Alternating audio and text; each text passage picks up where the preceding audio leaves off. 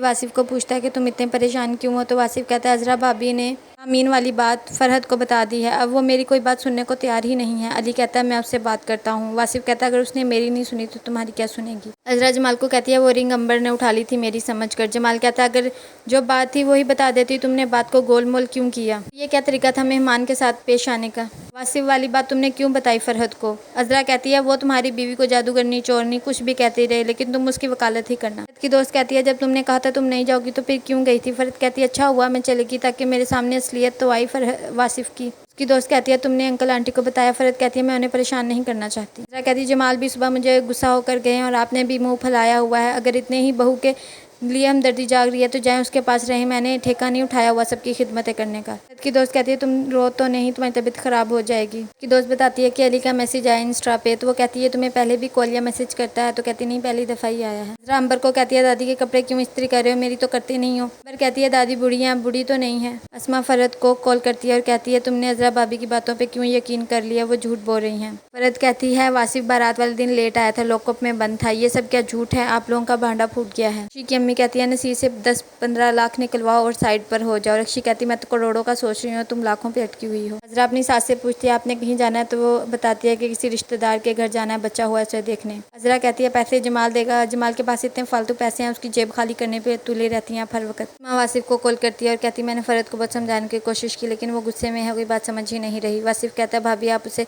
Call ही ना करती। किसी आदमी को कहता है मुझे काम ना मिला तो मेरा कारोबार बंद हो जाएगा, तो वो कहते हैं 3 लाख एडवांस पेमेंट दें, तो वो कहते हैं इतने पैसे मैं कहाँ से करूँ। तभी वो अज़रा से कहते हैं अब मुझसे पैसे ना मांगना कुछ दिन तक। कहती मैं फजूल खर्चों के लिए नहीं बल्कि खर्चे के लिए मांगती हूँ। वासिफ को कहती है मेरे घर की चाबी कहाँ पर है। फ़रहत को चाबी देता है और कहता है ये पड़ी है, जब जाना हो मुझे बता देना, मैं छोड़ आऊँगा।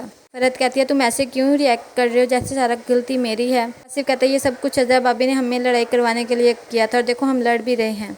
फ़रहत कहती है मेरे अब्बू तुम्हें बहुत पसंद करते थे, जब अज़रा भाभी की वजह से मेरी अम्मी ने चाहा मेरा कहीं और रिश्ता हो जाए, मुझे एक फ़ैमिली देखने भी आई, लेकिन मेरे अब्बू ने कहा नहीं शादी फ़रहत की वासिफ से ही होगी। वो यहाँ होते तो उन्हें कितना दुख होता। सिर्फ कहता काश वो यहाँ होते, वो मेरी बात सुनते भी और यकीन भी करते। वलीद को उसके अंकल आकर कहते हैं वाह तुमने तो आते ही काम संभाल लिया, मुझे तो लगा था पहले घूमो फिरोगे फिर संभालोगे। तो वासिफ की सुलह हो जाती है और वो एक दूसरे के साथ अच्छा सा ब्रेकफास्ट करते हैं। और वासिफ रेस्टोरेंट में बैठे होते हैं। फ़रहत की दोस्त उसे कहती है तुम यकीन करो अली ने मुझे सब बात बताई है, वासिफ का कोई कसूर नहीं है। फ़रहत कहती है मैंने मान ली है ये बात। नसीर और रक्षी को देखती है और कहती है नसीर भाई इस लड़की के साथ यहाँ पर क्या कर रहे हैं। वो अपनी दोस्त को कहती है यहाँ से चलो। बेबी बाजी से मिलने आती है तो बेबी बाजी कहती है मैं अज़रा को बुलाती हूँ। कहता है 17,000 में कमी पेशी आ रही है, 6 डब्बे कम हैं। तो उसका अंकल कहता है तुम तो वाकई काम बहुत संजीदगी से करते हो। अज़रा की सास कहती है शहनाज आई है, आओ उससे मिले और चाय का पानी भी रख दो। अज़रा कहती है चाय खुद बनाए और मुझे किसी से नहीं मिलना, मैं सोने लगी हूँ।